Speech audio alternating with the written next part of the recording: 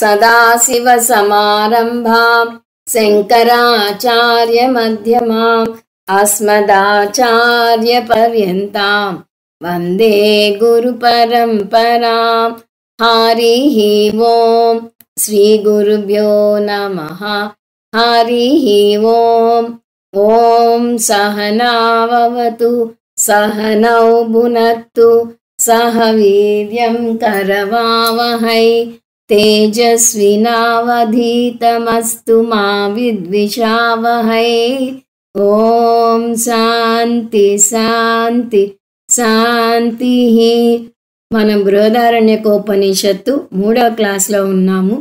అంతకుముందు క్లాస్లో మధుకాండంలోని మొదటి అధ్యాయంలోని 2 బ్రాహ్మణాలు ముగించుకుని 3వ బ్రాహ్మణంలోకి అడుగు పెట్టాము. వాటి సారాంశం ఇప్పుడు చూద్దాము. మొదటి బ్రాహ్మణాన్ని అశ్వమేధ బ్రాహ్మణము అంటారు.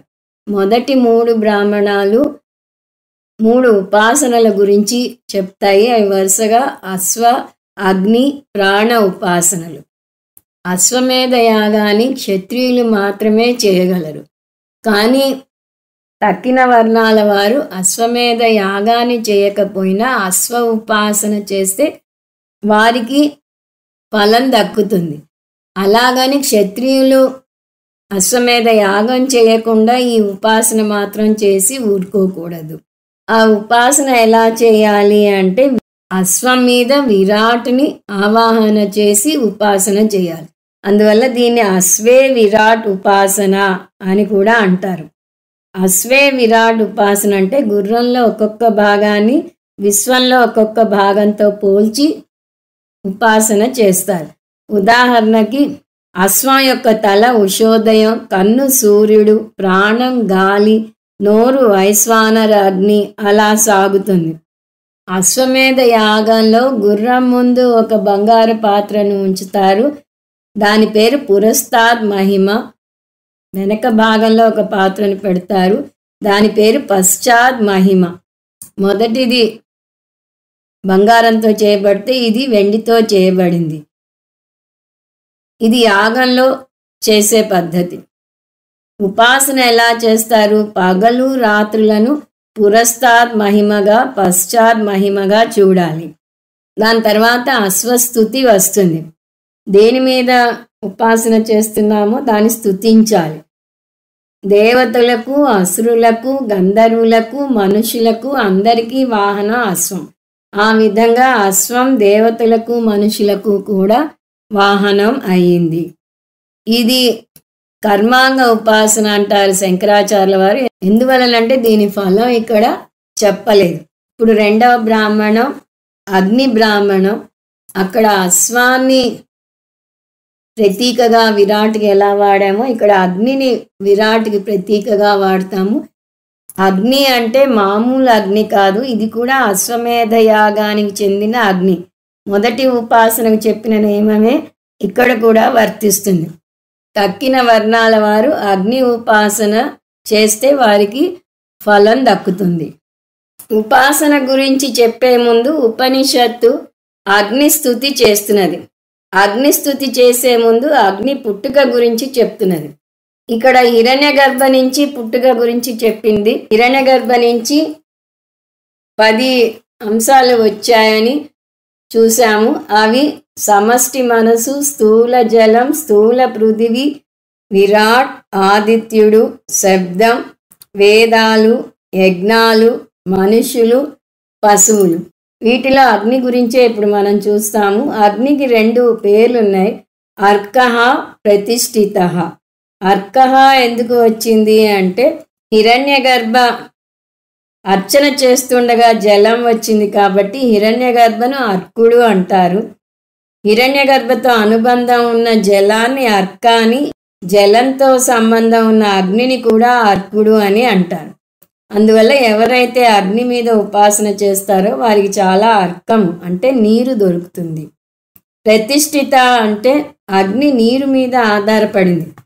మామూలుగా అయితే అగ్ని నుంచి నీరు వచ్చిందని చెప్తాం. ఈ బృహదారణ్యకోపనిషత్తులో నీటి సృష్టి వచ్చాక అగ్ని వచ్చింది అని వచ్చింది. అందువల్ల అగ్ని నీటి మీద ఆధారపడి ఉంది.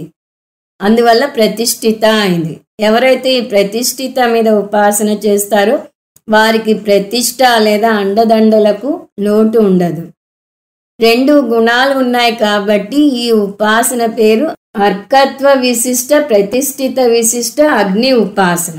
తర్వాత 6, 7 మంత్రాలలో ఇంకొక ఉపాసన చెప్పింది. అందులో అశ్వ ప్లస్ అగ్ని ఉపాసన అని చెప్పింది. కానీ ఇక్కడ ఉపనిషత్తు మనం ఒక ఆట పట్టిస్తున్నది. ఇక్కడ అశ్వ అంటే గుర్రం కాదు, విరాట్ అని చెప్పింది. విరాట్ అని ఎందుకు చెప్పింది అంటే దానికి ఒక కథ చెప్పింది. విరాట్కి గత జన్మలో యాగాలు చేయటం అంటే ఇష్టం ఉండటం వల్ల అనేక యాగాలు చేసి అలసిపోయాడు. అలసినా కూడా యాగాలు వదలకుండా మరణించే వరకు చేస్తూనే ఉన్నాడు. అతను మరణించినప్పుడు అతని స్థూల శరీరం ఉబ్బిపోయింది. ఉబ్బిపోవటమే కాక అపవిత్రంగా అంటే అమేధ్యంగా కూడా అయింది. అటు విరాటు శరీరం లేకపోయేసరికి యజ్ఞాలు చేయలేకపోయాడు. అందువల్ల విరాట్ మళ్ళీ తన శరీరంలోకి తిరిగి వచ్చాడు. ఆ ఉబ్బిన శరీరం అలాగే ఉంది, కానీ అపవిత్రంగా అయినది పవిత్రమైంది. దీన్ని శయత్ అంటారు. దీనికి భూతకాలం అశ్వయత్. అశ్వయత్ అంటే ఉబ్బింది, పైపెచ్చు అమేధ్య శరీరం ఇప్పుడు మేధ్యంగా పవిత్రమైన శరీరంగా మారింది.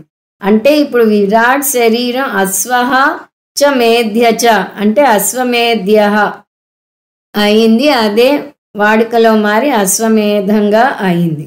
సో అశ్వ లేదా అశ్వమేధ చివరి అర్థం పవిత్రమైన ఉబ్బిన విరాట్. అందువల్ల ఇక్కడ అశ్వం ప్లస్ అగ్ని ఉపాసన అంటే విరాట్ ప్లస్ అగ్ని ఉపాసన అని చెప్పవచ్చు. విరాట్ని సూర్యుని మీద ఆవాహన చేస్తాం కాబట్టి సూర్య ఉపాసన ప్లస్ అగ్ని ఉపాసన అని కూడా చెప్పవచ్చు. ఈ ఉపాసన చేసిన వాళ్ళు అపమృత్యు బారి నుంచి తప్పించుకుంటారు. ఇప్పుడు 3వ బ్రాహ్మణంలోకి అడుగు పెడుతున్నాం. 3వ బ్రాహ్మణంలో మొదటి 7 మంత్రాల సారం చూసాం. 3వ బ్రాహ్మణం పేరు ఉద్గీత బ్రాహ్మణం. ఉద్గీత అంటే ఓంకారం, కానీ ఓంకారానికి ఉద్గీతకు మధ్య చిన్న భేదం ఉంది. తక్కిన ఉపనిషత్తుల్లో ఓంకారాన్ని ఓంకారం అని, ప్రణవం అని అంటే సామగానంలో గొంతెత్తి పాడే ఓంకారాన్ని ఉద్గీత అంటారు. ఇక్కడ ఉద్గీత మీద ఉపాసన చేస్తారు కాబట్టి దీన్ని ఉద్గీత బ్రాహ్మణము అని అన్నారు. ముందు మన మంత్రాలు 1 నుంచి 7 వరకు చూద్దాము. అధమాధ్యాయస్య ఉద్గీతనామ తృతీయం బ్రాహ్మణం ద్వయాః ప్రాజాపత్యా దేవాశ్చాసురాశ్చ తతః కానీయసా ఏవ దేవా జాయసా అసురాః తయేషు లోకేషు అస్పర్ధంత తేహ దేహ ఊచుః అంతాసురాన్యజ్ఞ ఉద్గీతేనాత్యయామేతి తేహ వాచం ఊచుస్త్వం న ఉద్గాయేతి తథేతి తేభ్యో వాగుదగాయతు యో వాచి భోగస్తం దేవేభ్య అగాయతు యత్కళ్యాణం వదతి తదాత్మనే తే విదురనేన వై న ఉద్గాత్రా అత్యేష్యంతీతి తమవిధృత్య పాప్మనా విద్యన్ సయః స పాప్మా యదేవేదం అప్రతిరూపం వదతి తయేవ స పాప్మా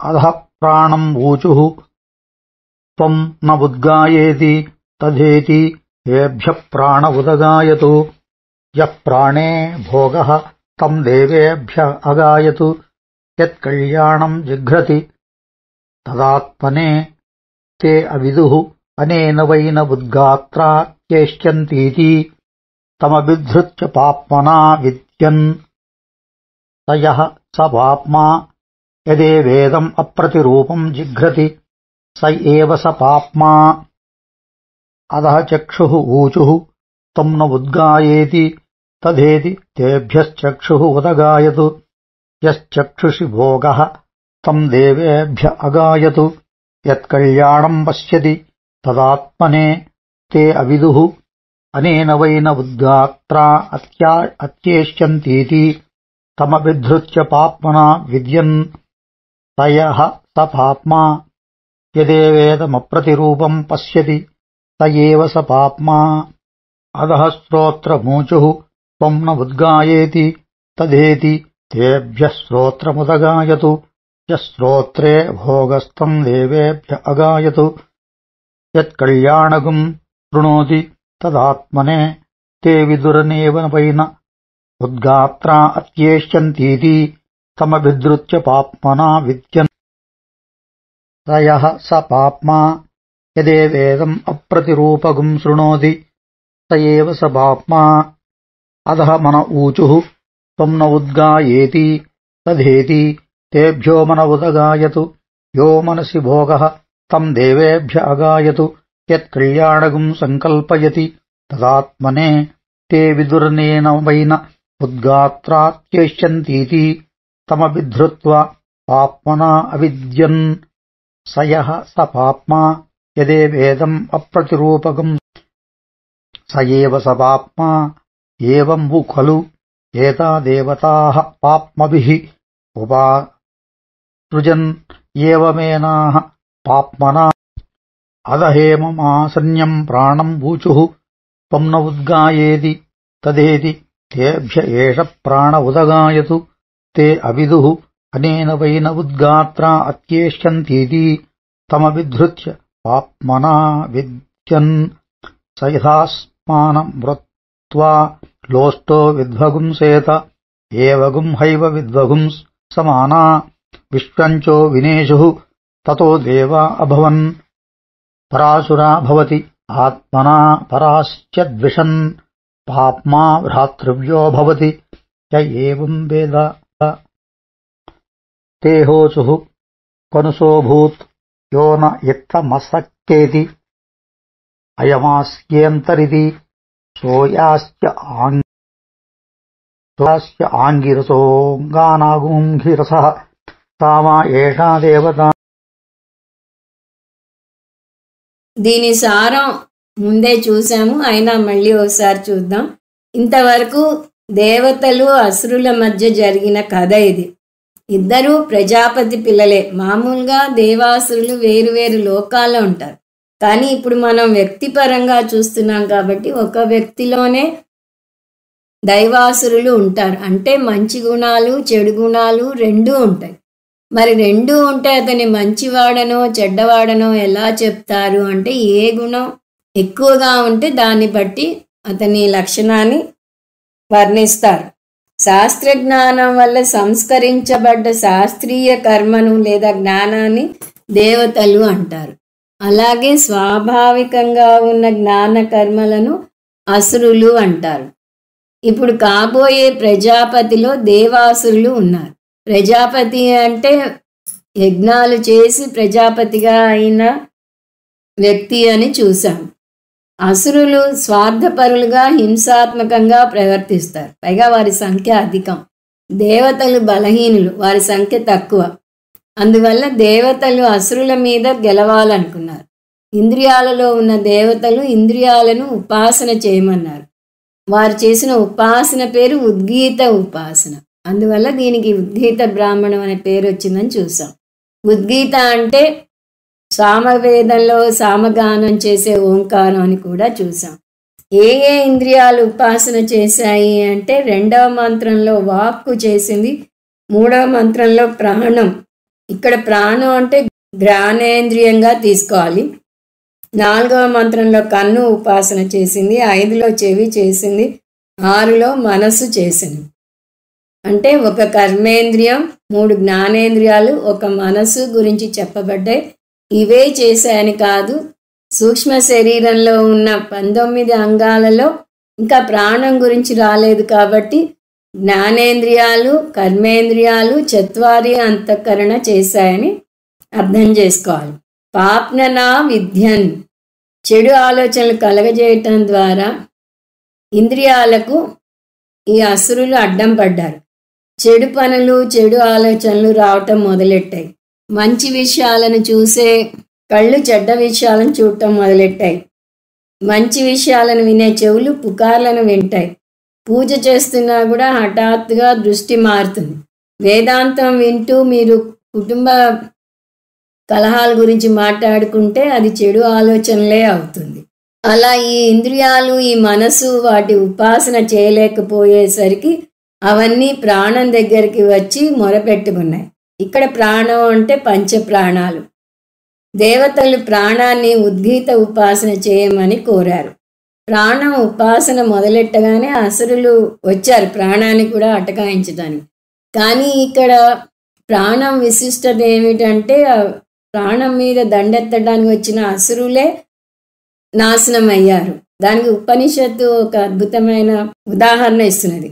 ఒక బండరాయి మీద ఒక మట్టి ముద్దను విసిరినట్టుగా ఉందిట. అది ఒక మట్టి ముద్దను గాజు మీదకి విసిరితే గాజే పగులుతుంది. కానీ అదే మట్టి ముద్దను బండరాయి మీద విసిరితే మట్టి ముద్దే విరుగుతుంది. ఇక్కడ అసురులు మట్టి ముద్ద లాంటి వారైతే ప్రాణం బండరాయి లాంటిది. ఉద్గీత ఉపాసన చేయటం వల్ల ప్రాణాన్ని అసురులు ఏమీ చేయలేకపోయారు. అందువల్ల ప్రాణం శుద్ధం. ప్రాణం ప్రతి ఒక్కరిలోనూ శుద్ధంగానే ఉంటుంది.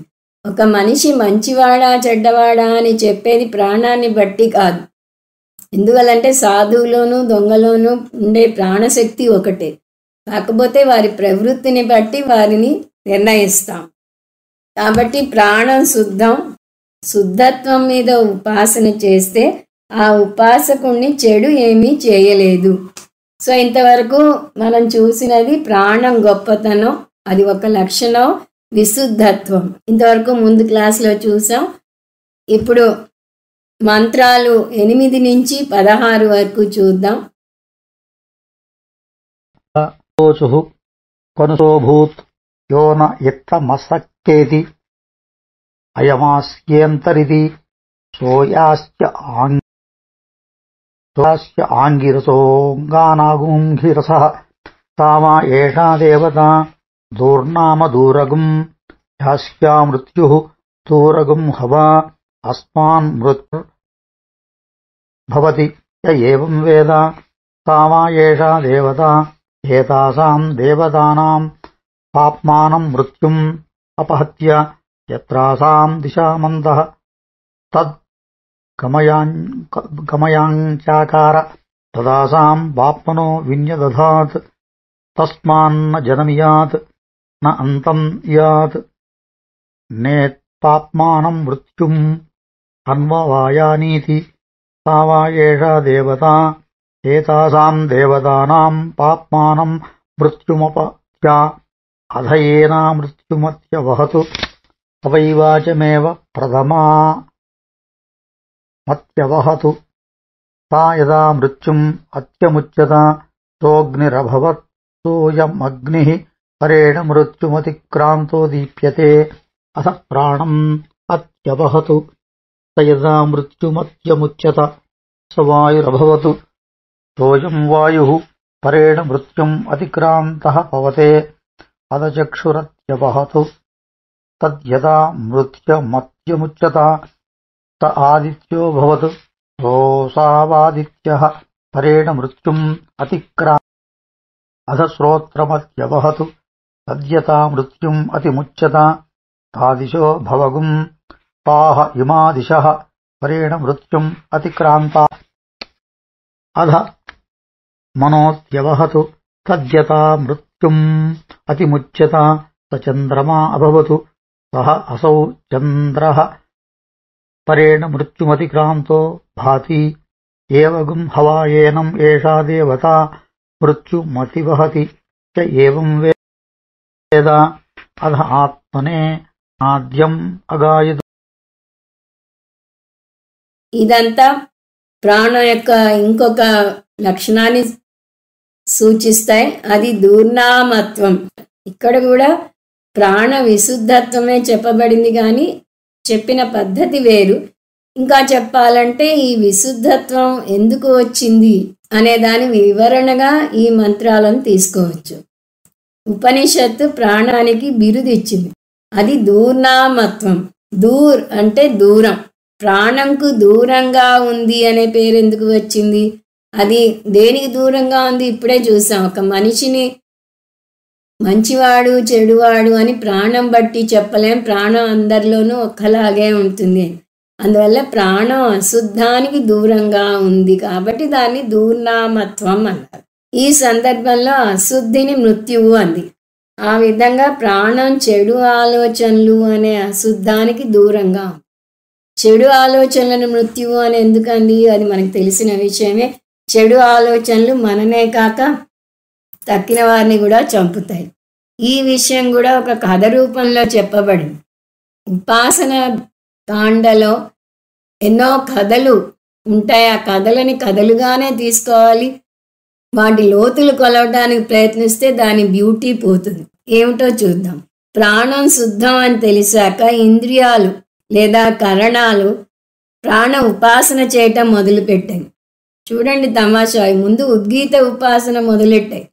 అసురులని తట్టుకోలేకపోయాయి. ఎప్పుడైతే ప్రాణం అసురులను ఓడించిందో అప్పుడు ఉద్గీత ఉపాసన మానేసి డైరెక్ట్గా ఉద్గీత ఉపాసన చేసిన ప్రాణానికి ఉపాసన చేయటం మొదలుపెట్టాయి. అంటే విశుద్ధ ప్రాణ ఉపాసన చేస్తున్నాయి. ఇప్పుడు కూడా అసురులు దండెత్తడానికి వచ్చారు, కానీ ప్రాణదేవత దయ వల్ల అసురులు ఓడిపోయి పారిపోయారు. అసురులు అంటే చెడు ఆలోచనలు, చెడు పనులు అని మర్చిపోకూడదు. అసురులు అంటే ఈ సందర్భంలో స్వార్థపూరిత ఆలోచనలు. దీన్నే వ్యష్టి అభిమానం అంటారు. నేను, నా వారు, మీ మైండ్ సిండ్రోమ్ ఉంటుంది చాలామందికి. ప్రపంచం ఏమైనా మనకేమీ అవసరం లేదు. నేను, నా వారు బాగుంటే చాలు, చిన్ని నా ప్రపంచం అంటాం. ఇక్కడ ప్రాణ ఉపాసన చేయటం వల్ల ప్రాణదేవత ఒక్కొక్క ఇంద్రియంలోని చెడుని తొలగించుకుంటూ వచ్చింది. అంటే అన్ని ఇంద్రియాలు శుద్ధమయ్యాయి. అది ప్రాణ ఉపాసన గొప్పతనం. ప్రాణం శుద్ధం కాబట్టి ప్రాణం మీద వారు ఉపాసన చేయటం వల్ల వారు కూడా శుద్ధమయ్యారు. ఎప్పుడైతే ఇంద్రియాలు శుద్ధమయ్యాయో అప్పుడే అవి ఇంద్రియ దేవతలు అయ్యాయి. అంటే వ్యష్టి అభిమానం ఉంటే వాటిని ఇంద్రియాలుగా చూస్తాం. అదే వ్యష్టి అభిమానం పోయి సమష్టి పరంగా ఆలోచిస్తే అవి దేవతలు. వ్యష్టి అభిమానాన్ని ఆధ్యాత్మం అని, సమష్టి అభిమానాన్ని అధిదైవం అని అంటారు. ఉదాహరణకి కన్ను తీసుకుంటే వ్యష్టి పరంగా ఆలోచిస్తే కన్నుని ఒక ఇంద్రియంగానే చూస్తాం. అదే సమష్టి పరంగా చూస్తే కన్నుకి అధిష్టాన దేవత అయిన సూర్య భగవానుని కొలుస్తాం. సో ఆధ్యాత్మ ఇంద్రియాలు ప్రాణ ఉపాసన చేశాక అధిదైవాలు అవుతాయి. ప్రాణం వాటిలో ఉన్న చెడుని కడిగివేసింది. ఆ విధంగా వ్యష్టి అభిమానం పోవటంతో ఉపాసకుడు హిరణ్యగర్భ అవుతాడు. ఈ మాటను రెండు విధాలుగా అర్థం చేసుకోవచ్చు.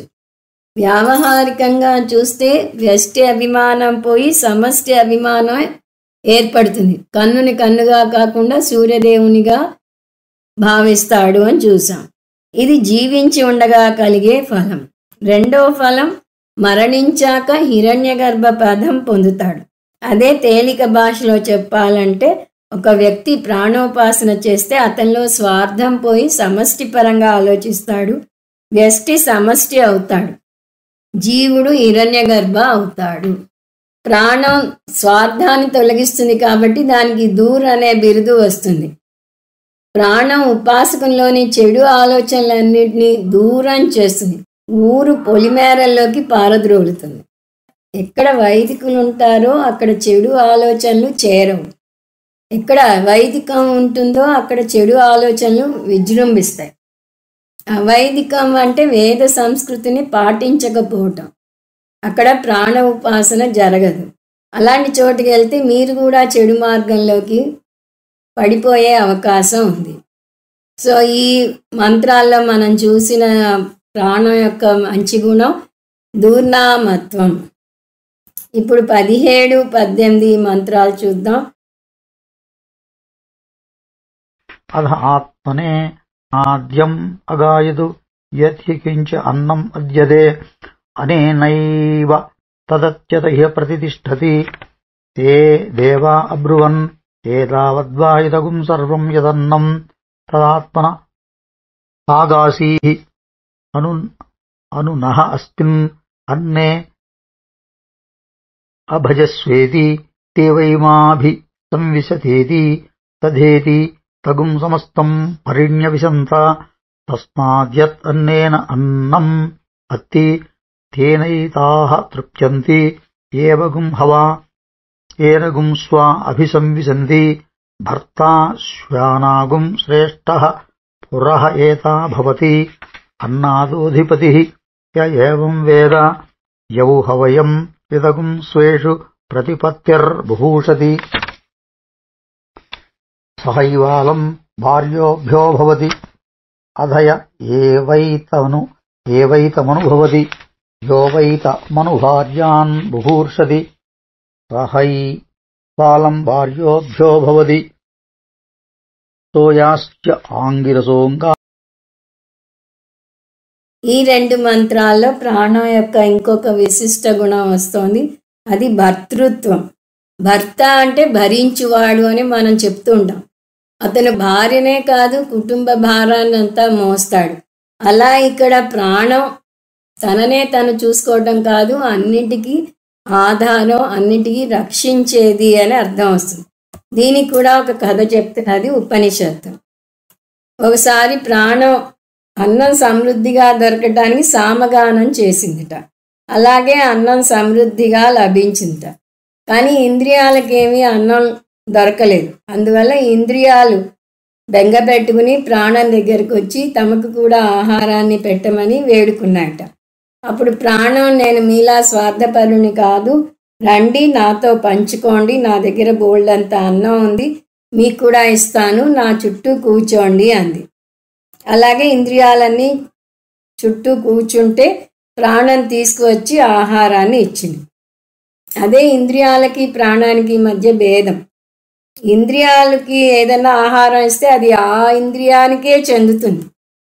కానీ ప్రాణానికి వచ్చిన ఆహారం అన్నిటికీ పంచబడింది.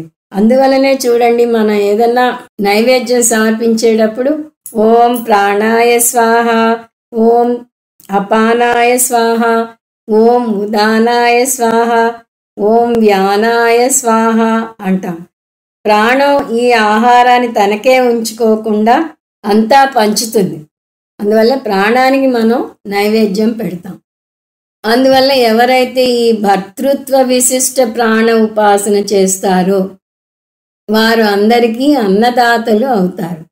తనకిచ్చిన దాన్ని అన్నిటికీ ఇస్తుంది కాబట్టి ప్రాణాన్ని భర్త అంటారు. అది కూడా శ్రేష్ఠ భర్త. అలాంటి శ్రేష్ఠ భర్తలు ఈ రోజుల్లోనూ ఉన్నారు. వారు వారి కుటుంబానికే కాకుండా సమాజానికి కూడా ఎంతో సేవ చేస్తారు. సో ఇక్కడ మనం ప్రాణం యొక్క గొప్పతనం చూసాము. అది 3వ లక్షణంగా తీసుకోవచ్చు. అది భర్తృత్వం. 19వ మంత్రం. తోయాశ్చ ఆంగిరసోంగానాగుం హిరసః ప్రాణో వా అంగానాగుం రసః ప్రాణో హి వా అంగానాగుం రసః తస్మాత్ యస్మాత్ కస్మాత్ చ అంగాత్ ప్రాణ ఉత్క్రామతి తదేవ తచ్చుష్యతి ఏష హి వా అంగానాగుం రసః.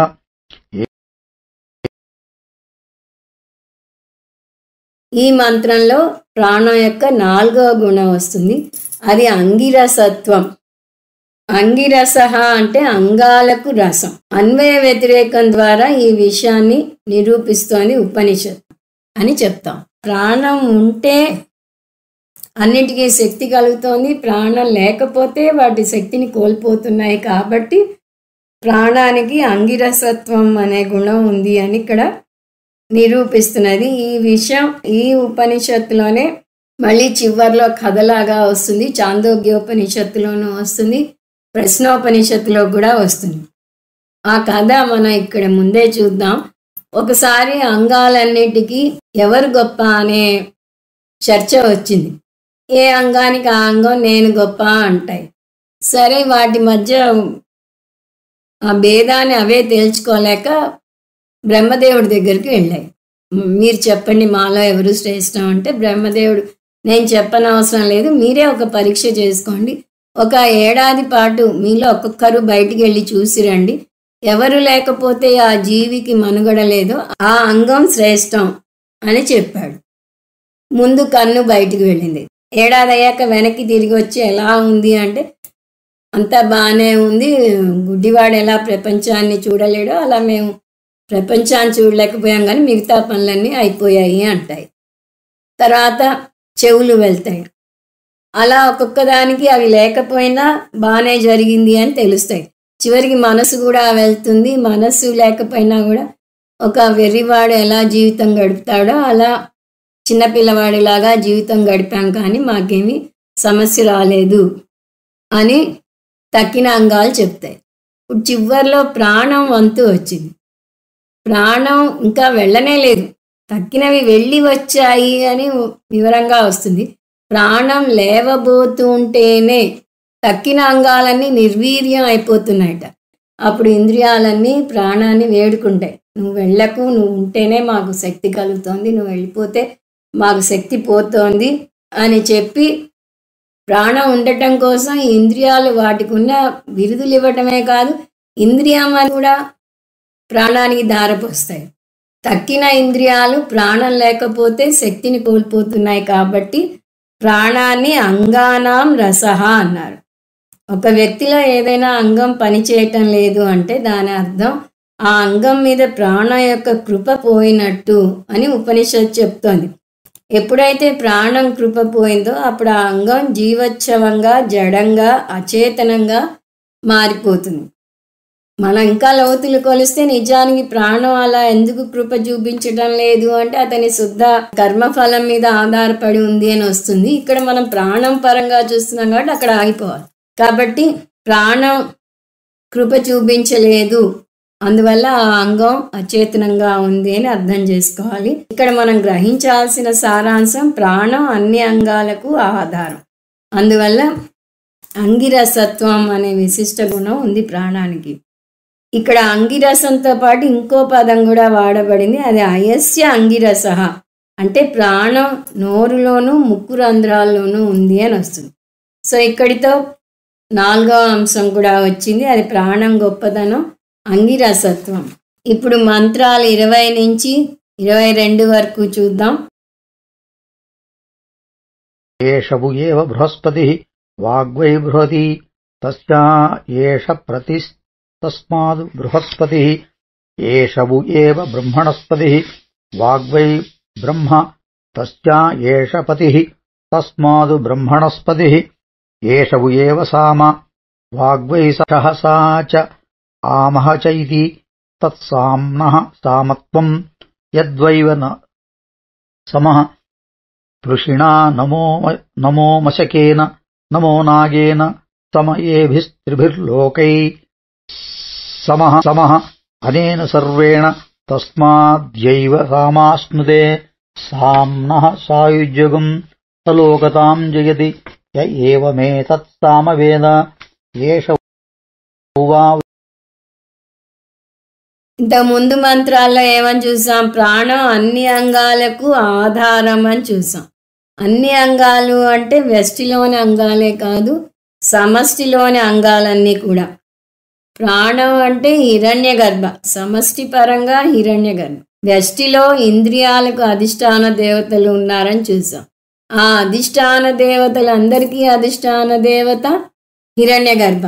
అంటే హిరణ్య గర్భ నిర్వచనం సూక్ష్మ ప్రపంచానికి అధిష్టాన దేవత. ప్రపంచాన్ని అర్ధ ప్రపంచం అంటారు, దానికి ఆధారం ప్రాణం. శబ్ద ప్రపంచానికి కూడా ఆధారం ప్రాణమే. ఉపనిషత్తు తనదైన శైలిలో చెప్పుకుపోతున్నది. ఉపనిషత్తు ప్రపంచాన్ని 2గా విభజించింది. అవి అర్ధ ప్రపంచం, శబ్ద ప్రపంచం. ఇంకో విధంగా చెప్పాలంటే వస్తు ప్రపంచం, పద ప్రపంచం. అనంతమైన వస్తువులుంటే, ఇప్పుడు ఎన్ని వస్తువులుంటే అన్ని వస్తువులకు వాటిని మనకి తెలియటానికి పదాలు ప్రయోగించడం జరుగుతుంది. ఉపనిషత్తు ఒక్కోసారి పదం అనకుండా ఆలోచన అంటుంది. ఆలోచన నుంచే పదం వస్తుంది. పదం అంటే ఆలోచన, ఆలోచన అంటే పదం. ఆ విధంగా ప్రపంచాన్ని శబ్ద ప్రపంచంగాను అర్ధ ప్రపంచంగాను నిర్వచిస్తే ముందు భాగంలో ప్రాణాన్ని అర్ధ ప్రపంచం యొక్క సారంగా చూసాం. ఇప్పుడు ఈ మంత్రాల్లో ప్రాణాన్ని శబ్ద ప్రపంచానికి కూడా సారం అని చూస్తాం. శబ్ద ప్రపంచం అంటే పద ప్రపంచం అని చూసాం. అంటే ప్రపంచంలో ఉన్న పదాలు అని అర్థం. మామూలుగా మన సాంప్రదాయంలో శబ్ద ప్రపంచం అంటే వేదాలను తీసుకోవాలి. వేదాల్లో జ్ఞానం అంతా ఉంటుంది. అందువల్ల వేదాలు వాక్ ప్రపంచాన్ని సూచిస్తాయి. ఇప్పుడు ఈ 3 మంత్రాల్లో 20, 21, 22 మంత్రాల్లో ప్రాణం 3 వేదాల సారం అని చూస్తాం. నిజానికి మనకి 4 వేదాలున్నా చాలా చోట్ల 3 వేదాలనే ఉపనిషత్తులు పేర్కొంటాయి. ఈ 3 వేదాలనే తీసుకుని ప్రాణం 3 వేదాల సారం అని నిరూపిస్తున్నది ఉపనిషత్తు. మంత్రం 20 ప్రాణాన్ని బృహస్పతి అంది. ఎందుకు ప్రాణాన్ని బృహస్పతి అందంటే శంకరాచార్యుల వారు ఈ పదాన్ని విపులంగా చర్చించి బృహత్ అంటే ఋగ్వేదం అని నిరూపించారు. బృహత్ ఋగ్వేదం ఎలా అయింది, ఈ లోతుల్లోకి మనం వెళ్ళటం లేదు. మన మూలంలో భాష్యంలోంచి మనకి కావాల్సినంత మేరకు తీసుకుంటాం. సో బృహత్ అని ఎందుకన్నది అంటే అది ఋగ్వేద సారం అని అర్థం చేసుకుంటే చాలు. అందువల్ల బృహస్పతి అంటే ఋగ్వేదపతి. సో ప్రాణం ఋగ్వేదపతి. 21లో ప్రాణాన్ని బ్రాహ్మణ పతి అంది. మళ్ళీ శంకరాచార్య వారు బ్రహ్మ అంటే యజుర్వేదమని, బ్రాహ్మణపతి అంటే యజుర్వేదపతి అని నిరూపించారు. ఈ విధంగా ప్రాణం యజుర్వేదపతి అయింది. మంత్రం 22లో ప్రాణాన్ని సామ అని అంది. సామ ఎందుకంది అంటే దానికి ఉపనిషత్తే 2 కారణాలను ఇచ్చింది. ఒకటి, ప్రతి ఒక్కరిలోనూ ప్రాణం ఒకటే. ఇంతకు ముందే మనం చూసాం, ఎటువంటి వ్యక్తిలో అయినా ప్రాణం శుద్ధంగా ఉంటుంది, అంటే సమానంగా ఉంటుంది. ప్రాణం విషయం వచ్చేసరికి చిన్న చీమ నుంచి ఆ బ్రహ్మ వరకు అందరిలోనూ సమానమే. అందువల్ల ప్రాణాన్ని సామవేదపతి అని అన్నది. ఇంకో కారణం, ప్రాణానికి వాగింద్రియానికి అనుబంధం ఉంది. కేవలం సామ మంత్రం ఉంటే చాలదు, సామవేదాన్ని గానం చేయాలి అని చూసాం. గానం చేయడానికి వాగింద్రియం ఒకటే చాలదు, సామగానం చేయడానికి ప్రాణశక్తి కూడా బాగుండాలి. శ్వాస మీద అదుపు లేకపోతే సరిగా పాడలేరు. మంత్రం పఠించడానికి వాక్కు కావాలి, కానీ గానం చేయడానికి ప్రాణశక్తి కూడా తోడవాలి. అందువల్ల సామ మంత్రాన్ని గానం చేయటానికి వాక్కు ప్రాణశక్తి 2 కావాలి. అందువల్ల సామ అంటే ప్రాణం వాక్కు, సామగానం ప్రాణం వాక్కుల వల్ల జరిగింది. మరి అలాంటప్పుడు ఒక ప్రాణానికే ఎందుకు విలువనిస్తున్నారు, రెండింటికి ఇవ్వాలి కదా అంటే ఉపనిషత్తు దానికి కూడా జవాబు చెప్తుంది. సామలో 2 భాగాలు ఉన్నాయి, అవి సా ప్లస్ అమ. సా అంటే వాక్కు, అమ అంటే ప్రాణం. కాబట్టి సామ అంటే వాక్కు ప్లస్ ప్రాణం. ఇక్కడ ప్రాణాన్ని పొగుడుతున్నా కూడా వాక్కుతో కూడిన ప్రాణశక్తి అని మనం తీసుకోవాలి. ఇప్పుడు మంత్రాలు 23, 24 చూద్దాం. ఉద్గీతః ప్రాణో వావత్ ప్రాణహీదగుం సర్వమత్తబ్ధం వాగేవ గీతోచ్ఛ గీతాచేది స ఉద్గీతః తద్దాపి బ్రహ్మదత్తః చైగీతానో యో రాజానం భక్షయన్నువాచ తేన చ ఉదగాయదితి అయం త్యస్య రాజామూర్ధానం విపాతయతు యదితః అయాస్యోంగిరసో అన్యేన ఉదగాయదితి వాచా చ హ్యేవ స ప్రాణేన చ ఉదగాయేన ఉదగాయదితి. 23, 24 మంత్రాల్లో ప్రాణం అంటే ఉద్గీత తప్ప ఏమీ కాదు అంటుంది. ఉద్గీత అంటే ఏమిటి మర్చిపోకూడదు. ఈ బ్రాహ్మణం పేరే ఉద్గీత బ్రాహ్మణం. అంటే ఓంకారాన్ని గానం చేస్తారు కాబట్టి దాన్ని ఉద్గీత అంటారు. ఉద్గానం అంటే హెచ్చు స్థాయిలో గానం చేస్తారు కాబట్టి ఉద్గీత అయింది. ఇందాక మనం వాక్కు ప్రాణం కలిపి చూసాం. ఉపనిషత్తు వాక్కుతో కూడిన ప్రాణాన్ని సామగానంలోని ఓంకారం అంటోంది. ఓంకారం ఉచ్చరించడానికి వాగింద్రియం కావాలి, కానీ ఓంకారం గొంతెత్తి పాడాలంటే ప్రాణశక్తి కావాలి. ఆ విధంగా ప్రాణం ఓంకార గానం అవుతుంది, వాక్కు ఓంకార శబ్దం అవుతుంది. ఓంకార శబ్దం ఓంకార గానం 2 కలిపితేనే ఉద్గీత అవుతుంది. వాక్ సహిత ప్రాణ ఏవ ఉద్గీత. ఇందాక సామని రెండుగా ఎలా విభజించిందో, సా ప్లస్ అమ అని ఎలా అన్నదో ఇక్కడ అలాగే ఉద్గీతని కూడా ఉపనిషత్తు రెండుగా విభజిస్తున్నది. ఏమిటది? ఉత్ ప్లస్ గీత. ఉత్ అంటే ప్రాణస్వరూపం, గీత అంటే వాక్ స్వరూపం. ప్రాణోవా ఉత్ వాగేవ గీత. అందువల్ల ఉద్గీత అంటే వాక్ ప్రాణస్వరూపం, అంటే ఈ రెండింటి మేలు కలయిక. అందువల్ల ప్రాణాన్ని ఉద్గీత అంది.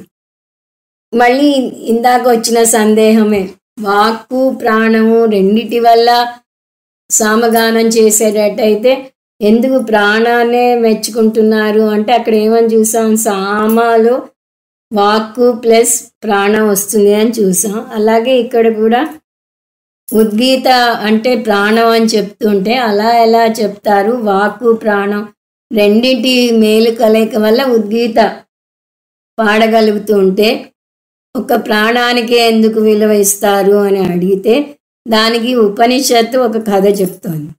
ఒకసారి ఒక యజ్ఞం జరుగుతోంది. సామగానం చేసేవారందరూ అక్కడ చేరి చర్చించుకుంటున్నారు. ఇదే చర్చ, ప్రాణం ఎక్కువ వాక్కు ఎక్కువ, సామగానం చేయడానికి ఈ రెండింటిలో దేని శక్తి ఎక్కువ ఉపయోగిస్తారు అని. ఇక్కడ కూడా భిన్నాభిప్రాయాలు ఏర్పడ్డాయి. కానీ బ్రహ్మదత్త చైకితానేయ అనే ఒక గొప్ప ఋషి ప్రాణశక్తి సామగానం వెనుక ఉన్న శక్తి అన్నారు. అంటే ఆయన ప్రాణానికే పెద్దపీట వేశారు. పైగా ఈ ఋషి ఎంత ఖచ్చితంగా చెప్పారు అంటే, ఒకవేళ నా మాట తప్పైతే నా తల పగులుతుంది అన్నారు. ఒకవేళ నేను చెప్పింది నిజమైతే నా తల నా భుజాల మీదే ఉండుగాక అన్నారు. బ్రహ్మదేవుని తల పగలలేదు కాబట్టి ప్రాణమే ఓంకారం అని నిరూపణ అయింది. వాక్కు ఒకటే ఉంటే తక్కిన వేదాలు పఠించవచ్చు, కానీ వాక్కుకి ప్రాణశక్తి తోడైతేనే సామగానం చేయగలరు. అందువల్ల సామగానం చేయాలి అంటే ప్రాణశక్తి ఎక్కువ కావాలి. కాబట్టి ప్రాణశక్తిని ఇక్కడ వాక్కుని మించి కీర్తించడం జరుగుతోంది అని ఉపనిషత్తు మనకి విశదీకరిస్తోంది. సో ఇక్కడ 5వ అంశం ప్రాణం గొప్పతనం ఉద్గీత. ఇప్పుడు మంత్రాలు 25, 26, 27 చూద్దాం. తస్య హైదస్య సామ్నో యః స్వం వేద భవతి ఆస్య స్వం తస్య వై స్వరః ఏవం స్వం తస్మాత్ ఆర్తిజ్యం కరిష్యన్ వాచి స్వరం ఇచ్చేత తయా వాచా స్వర సంపన్నయార్తిజ్యం కుర్యాత్ తస్మాత్ యజ్ఞే స్వరవంతం దిదృక్షంతేవ అధో యస్య స్వం భవతి భవతి హాస్య స్వం య ఏవం ఏతస్సామ్నః స్వం వేద తస్య హైతస్య సామ్నో యః సువర్ణం వేద భవతి హాస్య సువర్ణం తస్య వై స్వర ఏవ సువర్ణం భవతి హాస్య సువర్ణం య ఏవం ఏతస్సామ్నః సువర్ణం వేద తస్య హైతస్య సామ్నో యః ప్రతిష్ఠాం వేద ప్రతిహతిష్టతి తస్య వై వాగేవ ప్రతిష్ఠా వాచిః కల్వేషయేతత్ ప్రాణః ప్రతిష్ఠతు గీయతే అన్న ఇత్యుహైకాహుః అదాధః పవం. ఈ 3 మంత్రాల్లోనూ 3 అంగ ఉపాసనలు చెప్పబడ్డాయి. ప్రధాన ఉపాసనను ముఖ్య విధి అని, అంగ ఉపాసనను గౌణ విధి అని అంటారు. ముఖ్య ఉపాసన గుణ విశిష్ట ప్రాణ ఉపాసన, ఇది మొదటి నుంచి చూస్తూనే ఉన్నాం. ఇప్పుడు 3 అంగ ఉపాసనలు చెప్పబడ్డాయి. ఏమిటవి? సామగానం చేసే వ్యక్తికి 3 సంపదలు ఉండాలట. అవేమిటో చూద్దాం. 1 ధ్వని. గానం చేసే వ్యక్తికి మంచి కంఠం ఉండాలి. మంచి కంఠం లేకపోతే గొంతెత్తి పాడలేడు. దీన్ని స్వరం అని కూడా అంటారు. 2వది అక్షర స్ఫుటత్వం. అక్షరాలు స్పష్టంగా పలకాలి.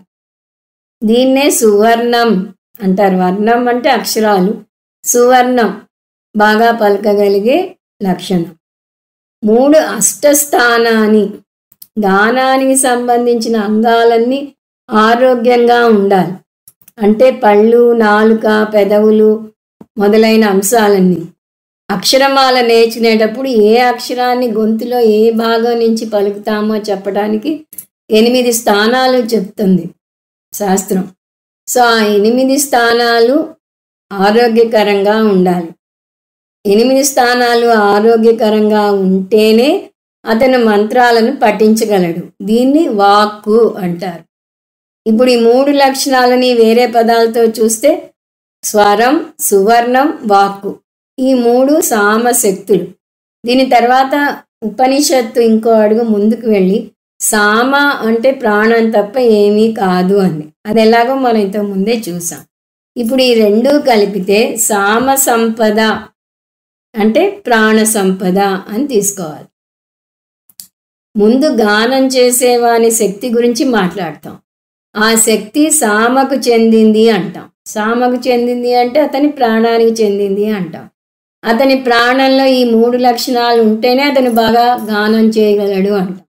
ఆ 3 లక్షణాలు స్వరం, సువర్ణం, వాక్. సువర్ణంకి ఉన్న 2 అర్థాలను ఇక్కడ వాడుతోంది ఉపనిషత్తు. వర్ణం అంటే అక్షరాలను చూసాం, సువర్ణం అంటే అక్షరాలను బాగా పలకటం చూసాం. ఇంకొక అర్థం సువర్ణం అంటే బంగారం. ఇతను అక్షరాలను బాగా పలకటం వల్ల, ఇతను బాగా గానం చేయటం వల్ల అతనికి రాచమర్యాదలు జరుగుతాయి. పాడించుకుని దానికి తగ్గ బంగారం ఇస్తారు. పూర్వం కానుకగా బంగారం వచ్చేది. అందువల్ల ఇక్కడ ఈ ఉపాసన చేసిన అతనికి అటు బంగారం ఇటు అక్షరశుద్ధి 2 కలుగుతాయి అంటోంది ఉపనిషత్తు. అక్షరశుద్ధి ఉన్నవానికి బాగానే ఉంటుంది. పిలిచి పాడించుకుని సమృద్ధిగా దక్షిణ ఇస్తారు. అందువల్ల అతను సమృద్ధిగా బంగారంలో మునిగి తేలుతాడు. ఇప్పుడు ఆఖరి మంత్రం 28వ మంత్రం చూద్దాం. రాధః పవమానానాం ఏవ అభ్యారోహః తవై ఖలు ప్రస్తోత సోమప్రస్తౌతి సయత ప్రస్తుయాత్ తదేతాని జపేత్ అసతో మా సద్గమయ తమసో మా జ్యోతిర్గమయ మృత్యోర్మా అమృతంగమయేది సయత్ అహ అసతో మా సద్గమయేది మృత్యోర్వా అసత్సతమృతం మృత్యోర్మా అమృతంగమయ అమృతం మా కురు ఇత్యేవై తదాహ తమసో మా జ్యోతిర్గమయేది మృత్యుర్వైతమో జ్యోతిరమృతం మృత్యోర్మా అమృతంగమయ అమృతం మా కురు ఇత్యేవై తదాహ మృత్యోర్మా అమృతంగమయేది నాత్ర తిరోహితమివాస్తి అధ యానీతరాణి స్తోత్రాణి తేషు ఆత్మనే అన్నాద్యం అగాయేత్ తస్మాదు తేషు వరం. ఈ చివరి భాగం జపం. ఇంతవరకు ఉపాసన చూసాం. ఉపాసన కర్మాంగ ఉపాసన అని చూసాం. అందువల్ల ఈ ఉపాసన జపంతో కలిసి చేయాలి. జపం అంటే ఒకే నామాన్ని పదే పదే జపించటం. ఉపాసనలో 2 రకాలు చూసాం. స్వతంత్ర ఉపాసన, కర్మాంగ ఉపాసన. ఈ ప్రాణ ఉపాసనలోనే 2 రకాలు చూసాం. ఒకటి ముఖ్య ఉపాసన అంటే ప్రాణ ఉపాసన, ఇంకోటి అంగ ఉపాసన. 3 అంగాలు చూసాం. అవి మళ్ళీ చూస్తే స్వరం, సువర్ణం, వాక్ ఉపాసన. ఇప్పుడు ఈ ఉపాసనకు జపం జోడిస్తేనే పూర్తి ఫలం కలుగుతుంది అంటున్నది ఉపనిషత్తు. ఈ జపానికి ఇక్కడ ఒక పేరు ఇచ్చింది ఉపనిషత్తు. అది అభ్యారోహ అంటే దాని అర్థం జపం. మనస్ఫూర్తిగా జపం చేస్తే జీవితంలో అంటే జీవించి ఉండగా ఉన్నత స్థాయికి, మరణించాక ఉన్నత లోకాలకు అంటే ఊర్ధ్వలోకాలకు వెళ్తారు అని దాని అర్థం. ఈ జపం పై అంతస్తుకు తీసుకువెళ్లే మేడమెట్ల లాంటిది. ఈ జపం కూడా మనకు తెలియనిదేమీ కాదు, మన అందరికీ తెలిసినదే. అసతోమా సద్గమయ తమసోమా జ్యోతిర్గమయ మృత్యోర్మా అమృతంగమయ. కాకపోతే మనకి తెలిసిన అర్థం వేరు. మనకి తెలిసిన అర్థం నన్ను చీకటి నుంచి వెలుగులోకి తీసుకెళ్ళు, అజ్ఞానం నుంచి జ్ఞానానికి తీసుకెళ్ళు, మృత్యువు నుంచి అమృతత్వానికి తీసుకువెళ్ళు అని చెప్తాం. అది వేదాంత భాగంలో వస్తుంది. ఇక్కడ మనం ఇంకా కర్మకాండలోనే ఉన్నామని గుర్తుంచుకోవాలి. కర్మకాండలో ఉపాసన కూడా వస్తుంది. సో మనం వేద పూర్వ భాగంలో ఉన్నాం, లేదా కర్మ ఉపాసనలో ఉన్నాము, లేదా అపరా విద్యలో ఉన్నాము. అందువల్ల ఇక్కడ ఏం అర్థం తీసుకోవాలో ఉపనిషత్తే మనకి చెప్తుంది, మనం కన్ఫ్యూజ్ అవ్వకుండా. ఇక్కడ ఈ 3 పాదాలకి అర్థం ఒకటే ఉంటుంది. అంటే అసతోమ సద్గమయ అంటే తమసోమ జ్యోతిర్గమయ, తమసోమ జ్యోతిర్గమయ అంటే మృత్యోర్మ అమృతంగమయ అంటుంది. అలా ఎలా అంటే అన్ని పాదాలు మృత్యు గురించి చెప్తే మృత్యు అంటే అర్థం ఏమిటి, ఆ అర్థం మనకి పాదం పాదానికి మారుతుంది అంటారు. ఇలా కన్ఫ్యూజింగ్గా ఉన్న చోటే శంకరాచార్యుల వారి భాష్యము, దాని ఆధారంగా మూలంలో కూడా బోధించే మన పరమార్థానంద స్వామి బోధ మనని ఆదుకుంటాయి. సో ఇక్కడ శంకరాచార్యుల వారు ఏమని చెప్తున్నారు, 3 పాదాల్లోనూ మృత్యువుకి 3 అర్థాలు ఉన్నాయి అంటున్నారు. మొదట అసతోమ సద్గమయ, దీని అర్థం కూడా మృత్యోర్మ అమృతంగమయ అన్నాం కదా. ఇక్కడ మృత్యువు అంటే తప్పు కర్మ, తప్పు ఉపాసన. అమృతం అంటే శాస్త్రీయ కర్మ, శాస్త్రీయ ఉపాసన. అందువల్ల మొదటి పాదం అర్థం ఇది, ఓ దేవా నన్ను తప్పు కర్మ నుంచి మంచి కర్మకు తీసుకువెళ్ళు, అలాగే నా మనసుని తప్పు ఉపాసన నుంచి సరి అయిన ఉపాసనకు తీసుకెళ్ళు. అంటే మనం చూస్తున్న లైన్ అసతోమ సద్గమయ అనే, కానీ దాన్ని మృత్యోర్మ అమృతంగమయతో కలుపుకుని మృత్యువు అంటే తప్పు కర్మ, తప్పు ఉపాసన అర్థం తీసుకుని నన్ను తప్పు కర్మ నుంచి, తప్పు ఉపాసన నుంచి మంచి కర్మ వైపుకి, మంచి ఉపాసన వైపుకి తీసుకెళ్ళు అని చేసే ప్రార్థన అని శంకరాచార్యుల వారు వివరించారని మన స్వామీజీ చెప్పారు. రెండవది మృత్యోర్మ అమృతంగమయ. ఇప్పుడు ఆఖరి లైన్కి ముందు వచ్చాం. ఇక్కడ మృత్యువు అంటే శాస్త్రీయ కర్మ, శాస్త్రీయ ఉపాసనల గురించిన అజ్ఞానం. అక్కడ తప్పు కర్మ అన్నాం, ఇక్కడ అజ్ఞానం అంటున్నాం. ఈ అజ్ఞానాన్నే మృత్యువు అంటోంది ఉపనిషత్తు. ఇక్కడ అమృతం అంటే శాస్త్రీయ కర్మ ఉపాసనల జ్ఞానం. అందువల్ల ఈ పాదం అర్థం నన్ను శాస్త్రీయ కర్మ, శాస్త్రీయ ఉపాసనల అజ్ఞానం నుంచి శాస్త్రీయ కర్మ ఉపాసనల జ్ఞానానికి తీసుకువెళ్ళు. అంటే నేను తప్పుడు కర్మలు ఎందుకు చేస్తాను, వాటి గురించిన జ్ఞానం లేకపోవడం వల్ల. కాబట్టి ఆ జ్ఞానం లేకుండా కాకుండా నాకు జ్ఞానం కలిగేలాగా, కర్మ ఉపాసనల గురించిన జ్ఞానం కలిగేలాగా చేయి అని ప్రార్థన. 3 తమసోమ జ్యోతిర్గమయ, ఇది పై రెండింటిని కలుపుతుంది. అందువల్ల ఈ పాదాన్ని కిందికి తీసుకొచ్చాం. ఇక్కడ అమృతం అంటే పై రెండింటి ఫలం, ఆ ఫలం హిరణ్యగర్భ ఫలం. నేను సరి అయిన కర్మ చేసి సరి అయిన ఉపాసన చేస్తే నాకు హిరణ్యగర్భ ఫలం లేదా బ్రహ్మలోక ఫలం లేదా హిరణ్యగర్భ స్థానం కలిగేలా చేయి అని ప్రార్థన. ఈ ప్రార్థన ప్రాణాన్ని ఉద్దేశిస్తూ చేసేది, ఆ విషయం మర్చిపోకూడదు. ఇక్కడ ప్రాణం అంటే హిరణ్యగర్భ, ప్రాణం ఉపాస్య దేవత. అందువల్ల హిరణ్యగర్భ పథం పొందాలంటే మనం కర్మ, ఉపాసన, జపం చేస్తూ ఉండాలి. 3 వచ్చాయి, కర్మ, ఉపాసన, జపం చేస్తూ ఉండాలి. ఈ శ్లోకం అర్థం ఇది. ఇది హిరణ్యగర్భకు చేసే ప్రార్థన. దీనికి ఫలశ్రుతి కూడా ఉంది. హిరణ్యగర్భ ఉపాసకుడు 2 ఫలాలను పొందగలడు. అతను దేవునికి ప్రార్థన చేసి తన కోరికలు తీర్చుకోవచ్చు, లేదా ఇతరుల కోరికలు కూడా తీర్చవచ్చు. అందువల్లనే ఏదైనా కోరికలు తీరాలనుకునేవారు ప్రాణ ఉపాసకుడిని తమ కోసం ప్రార్థించమని వేడుకోవచ్చు. ఈ విధంగా ఇప్పటి వరకు ఉపనిషత్తు 3 సాధనల గురించి చెప్పింది. అంటే దీని అర్థం ఈ 3 సాధనలే ఉన్నాయని కాదు, ఇవి కొన్ని ఉదాహరణలు మాత్రమే. ఇలాంటివి మరెన్నో ఉన్నాయి. వీటి గురించి చెప్పటం ద్వారా ఈ ఉపాసనల గొప్పదనం గురించి చెప్పడమే కాక హిరణ్యగర్భ ఫలం యొక్క పరిమితి కూడా సూచిస్తోంది. ఇది అధ్యారోప ప్రకరణం అని చూసాం. ఇందులో 3 భాగాలు ఉన్నాయి. సాధన ప్రపంచ అధ్యారోపం, సాధ్య ప్రపంచ అధ్యారోపం, అవ్యాకృత ప్రపంచ అధ్యారోపం. ఇంతవరకు సాధన ప్రపంచ అధ్యారోపం గురించి చూసాం. అంటే 3 ముఖ్య ఉపాసనలు చూసాం.